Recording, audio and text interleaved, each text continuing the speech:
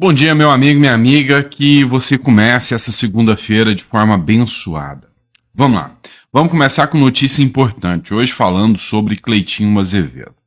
A Alê Silva, que também foi deputada estadual, ela trouxe informação sobre o Cleitinho Azevedo e a gente deseja força aí ao parlamentar.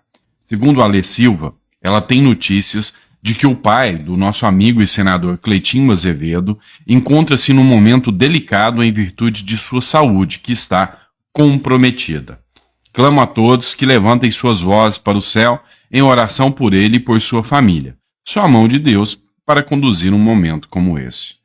E assim, lamento muito pelo que o Cleitinho está passando agora, espero que seja o mais breve possível, que o pai dele se recupere, volte a ter uma saúde estável e desejo do fundo do meu coração que Deus abençoe e coloque as mãos aí sobre o Cleitinho Azevedo. Também vamos falar sobre a Júlia Zanatta, né? A Júlia Zanatta, que é uma parlamentar muito conhecida por vocês, ontem também ela acabou envolvendo em um acidente de carro, né? A deputada Júlia Zanatta sofre acidente de carro no sul do estado.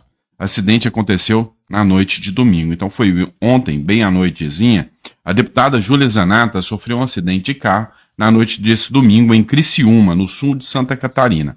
Conforme informações preliminares, a política, né, só sofreu ferimentos leves. Que bom, né? Então, assim, foi um acidente que aconteceu, um veículo acabou por bater na parte de trás do carro onde ela estava. Foram ferimentos leves, mas o susto sempre fica, né? Então, desejo que recupere psicologicamente logo ela e que bom que não tiveram vítimas aí mais graves, certo?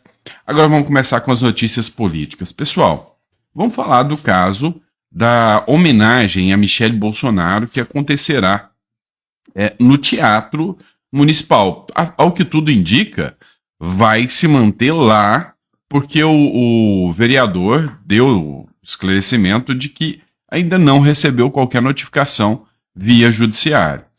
E assim, é arriscado por parte do vereador, mas vamos colocar aqui o áudio do vereador Rinaldo Digilo, que é quem tinha solicitado, né? Ele que é do União Brasil, tinha solicitado a homenagem a Michele Bolsonaro. Ele fez aqui um esclarecimento, matéria do jornal Metrópolis. Sei que você viu na imprensa uma notícia sobre uma suposta decisão judicial vinda de uma ação movida pelo PSOL de que a cerimônia não poderia acontecer no Teatro Municipal de São Paulo. Eu não fui notificado oficialmente e por isso a cerimônia está mantida.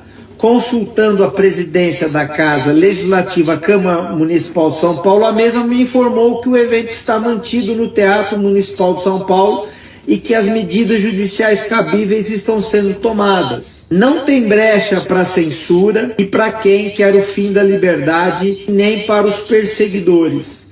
Michele Bolsonaro receberá sim o título de cidadã paulistana nesta segunda-feira no Teatro Municipal. Mesmo que o fosse, jamais poderia tolerar que uma decisão que desrespeita a independência dos poderes, que contraria uma homenagem aprovada pela Câmara e que ataca diretamente o Poder Legislativo, causasse essa desfeita com a nossa querida sempre primeira-dama, mais amada do Brasil, e o nosso sempre presidente Jair Bolsonaro. Não é uma questão política, é uma questão de respeito à lei, respeito à democracia e respeito ao Poder Legislativo, que não deve ter interferência ou intervenção. O PSOL, que entrou com uma ação, como todos sabemos, é um partido travestido de democrático, mas que apoia ditadores, apoia a censura, apoia o aborto e apoia a legalização das drogas. Esse tipo de gente não vai nos calar. E podem perseguir Michele Bolsonaro, podem perseguir Jair Bolsonaro e podem me perseguir, Rinaldo Digilo, seu vereador. Nós já estamos acostumados, mas a Bíblia diz em Mateus 5,10: bem-aventurados que forem perseguidos por causa da justiça, porque deles é o reino dos céus. E é o reino dos céus que é o nosso objetivo. Te vejo lá, segunda-feira no Teatro Municipal de São Paulo. Pois é. Quais são os recados que esse vídeo aqui do Rinaldo de Gilo passa, né? Primeiro, a Câmara dos Deputados, ela não tem a mesma coragem que as Assembleias Legislativas têm, é o que a Assembleia Legislativa do Espírito Santo demonstrou, e parece que não está tendo a mesma coragem que as câmaras municipais também têm. Porque assim, a minha visão como advogado, essa decisão do magistrado, do desembargador, ela viola a separação dos poderes, na minha visão, como advogado, seguindo a interpretação do STF?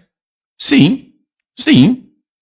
Porque a interpretação que o próprio STF tem é que a interferência de um poder no outro, ou seja, para o judiciário dar uma decisão, ela não pode fazer análise com base na conveniência e oportunidade. Ou seja, tem que ter um crime, uma violação às regras da administração pública latente.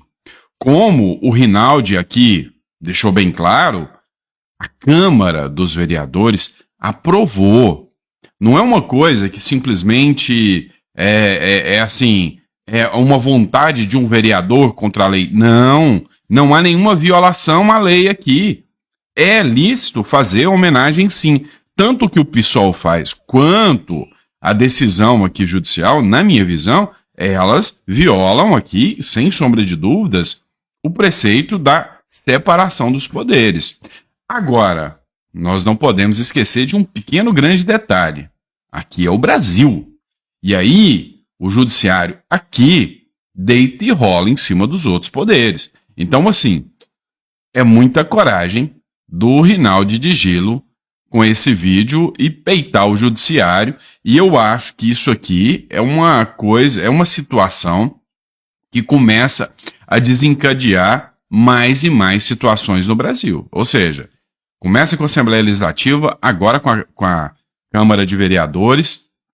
Daqui a pouco vai ter mais gente aí colocando um chega aí em algumas decisões arbitrárias do judiciário. Vamos lá, pessoal. Vamos falar agora de um caso, assim, interessante, né? Um dia retorna, não é isso, né? Então, presta atenção no caso dessa matéria do Metrópolis. Esse aqui é o Chiquinho Brazão, o deputado federal do União Brasil, que foi preso por ser um dos supostos mandantes do caso Marielle Franco. Suposto mandante voltou com o STF para manter deputado preso. Pois é. Deixa eu esclarecer para vocês o que é a lei do retorno agora, hein? O Chiquinho Brazão, ele resolveu votar a favor da prisão do Daniel Silveira. Pois é, você lembra que quando o Daniel Silveira foi preso, o Congresso Nacional, a Câmara, precisava referendar a prisão do Daniel Silveira para ele se manter preso. 300 e tantos deputados, inclusive deputados da ala bolsonarista, votaram para o Daniel Silveira se manter preso. E aí, quando eu reclamo, quando eu critico, aí tem gente que fala, não, mas você nunca pode criticar, eles sempre estão certos, né? Estão certos nada, vocês me desculpem aí, mas no caso do Daniel Silveira, é que abriu a porteira para tanto poder ao Supremo Tribunal Federal. E aí acontece que o Bolsonaro ficou calado na época, depois veio a anistia e tudo, mas na época que aconteceu, o Bolsonaro tinha que ter dado, perdão da palavra, esporro nos deputados que eram da sua base, que foram lá e que votaram a favor do Daniel Silveira. Acontece que o Daniel Silveira foi lá e foi preso, né? Aumentou aí a força do judiciário sob maneira. E o Chiquinho Brazão agora vai ter que passar também pelo escrutínio da Câmara dos Deputados, para saber se o Chiquinho Brazão permanece preso ou não. Se ele permanece preso ou não. É lógico que aqui dificilmente algum deputado vai votar a favor do Chiquinho Brazão. Afinal, o caso Marielle Franco é um caso de repercussão nacional, é um caso muito grave. E aí, Independente se você é direita, é uma vida que você perdeu. Ah, mas fizeram muita narrativa. Não importa. Não importa. É pouco provável que o Chiquinho Brasão consiga aqui o alívio por parte da Câmara dos Deputados, nesse caso aqui. E provavelmente o voto vai ser pela manutenção da prisão do Chiquinho Brasão, né? A lei do retorno chegando aí também. Bora lá, pessoal. Ainda sobre o caso Marielle Franco, um ponto chamou muita atenção. Uma publicação do Ale Freitas. Olha só. Marielle não foi morta porque era mulher, era negra, era lésbica, era vereadora, era do PSOL. Cara, isso foi o que o PSOL bateu durante 6 anos. Marielle morreu porque atrapalhou um grupo de criminosos que lucram com a desordem urbana da cidade do Rio de Janeiro. O PSOL, durante 6 anos, defendeu narrativas toscas, deslocadas da realidade, e ainda tentou acusar a família Bolsonaro de envolvimento. E aí, o Ale Freitas aqui conclui aqui, falando que o pessoal do PSOL é um bando de B, né? O que eu tenho que dizer para vocês sobre isso?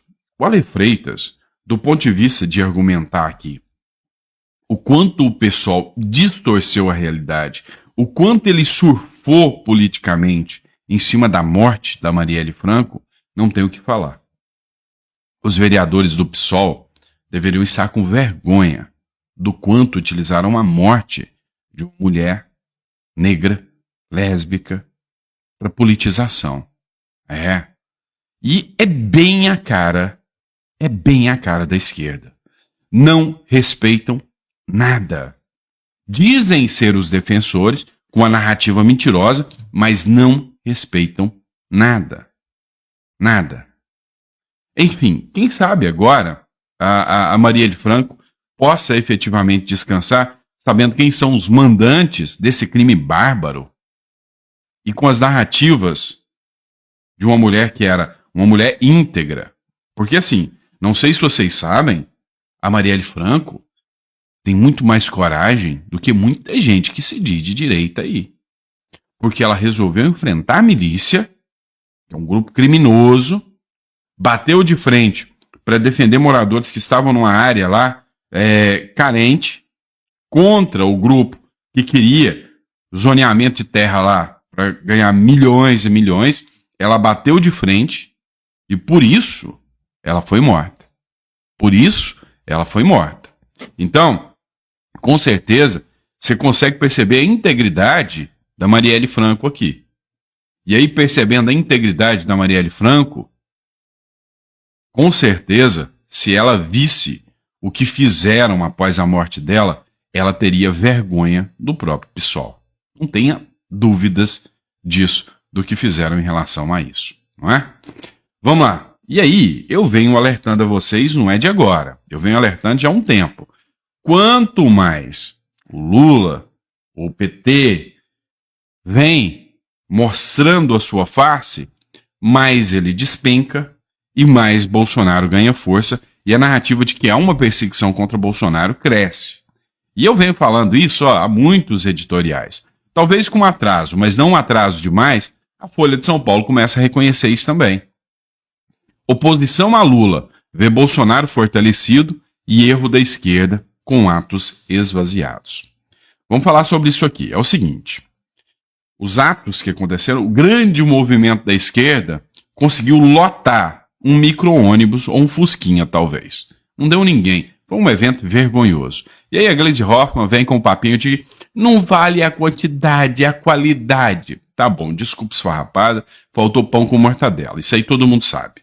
A grande questão aqui, que nós precisamos levantar, é a esquerda está desesperada. Esses movimentos desorganizados, flopados, que eram para ser a resistência contra o Bolsonaro, mostraram que eles não têm nada de apelo popular. E aí a gente começa a ter uma sequência de situações que vão fortalecendo a narrativa pró-Bolsonaro e mostrando, escancarando quem é a esquerda de verdade. Então vamos lembrar, o que Bolsonaro passou durante o período eleitoral, que criou um ânimo anti-Bolsonaro, junto com a galera do MBL lá, que Bolsonaro é pior do que o PT. Você lembra disso? Pois é, veio história de joias que até hoje nunca foram provadas nada, e que o Lula tinha containers também, que não deu nada. Tinha história até das moedas que foram pegas lá e que a Michelle Bolsonaro está sendo processada por roubar moedas do palácio. Ela fez doação para uma instituição de caridade. Cartão de vacina, tá aí, ele tá sendo indiciado por causa de cartão de vacina. Vocês já viram algum presidente ser indiciado por cartão de vacina? Sério isso? Tá? Sério que vocês acham que as pessoas vão comprar a narrativa de que Bolsonaro é pior do que os caras do Mensalão e Petrolão, porque falsificou um cartão de vacina, mesmo declarando abertamente, eu não vacinei. Sério. E aí vem também o caso do suposto golpe, o caso Marielle, o caso dos imóveis com dinheiro vivo, que tudo isso, cada narrativa que eles criam vão caindo por terra. Mas as duas principais, que vão mostrando aí um absurdo, a primeira é a narrativa dos móveis, que foi amplamente divulgado pela imprensa e foi uma vergonha ver jornalistas, né, que sustentaram esse argumento, em momento algum falaram, peraí, o Lula tá mentindo desde do ano passado, já sabia onde estavam os móveis e vem mentindo. E aí alguns jornalistas corajosos falaram, o Lula tinha que pedir desculpa.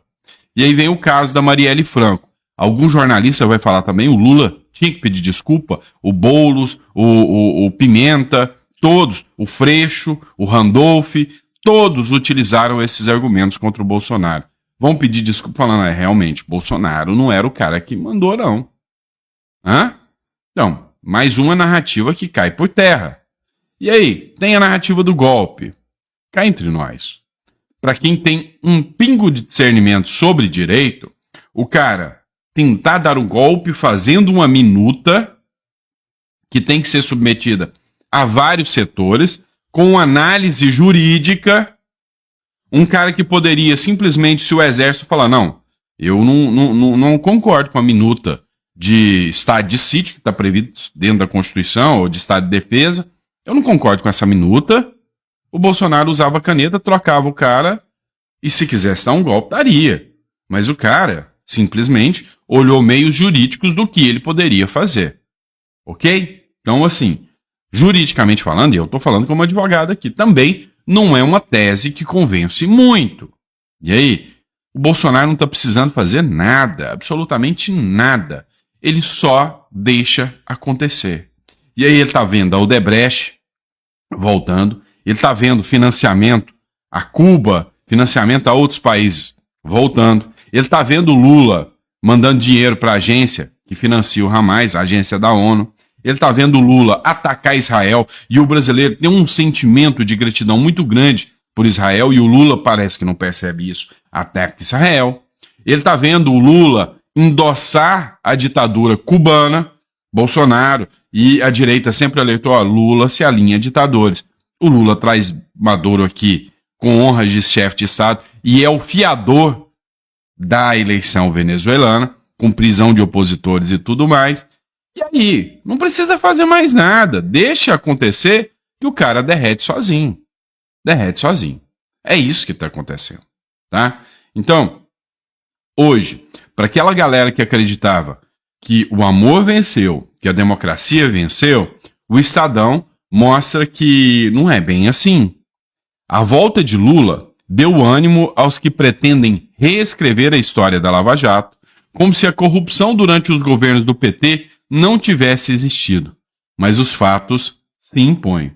Um revisionismo sem vergonha. Quem quiser acreditar na fábula de que o PT e seu chefão foram perseguidos, que acredite. Já quem preza a verdade factual, certamente espera que a Lava Jato encontre seu melhor lugar na história. Pois é.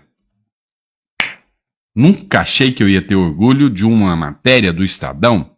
Parabéns ao Wilton Júnior aí, né, que escreveu a foto aí, ou a matéria aí. Então, é isso. Para quem acreditava que era pela democracia? Não era. Era para voltar com toda a turma da corrupção e permitir que eles continuassem livres, leves e soltos. Alguém duvida disso? Acredito. E não. Tá certo? Pessoal, grande abraço, fiquem com Deus. Vejo vocês daqui a pouquinho, meio-dia a gente tá de volta.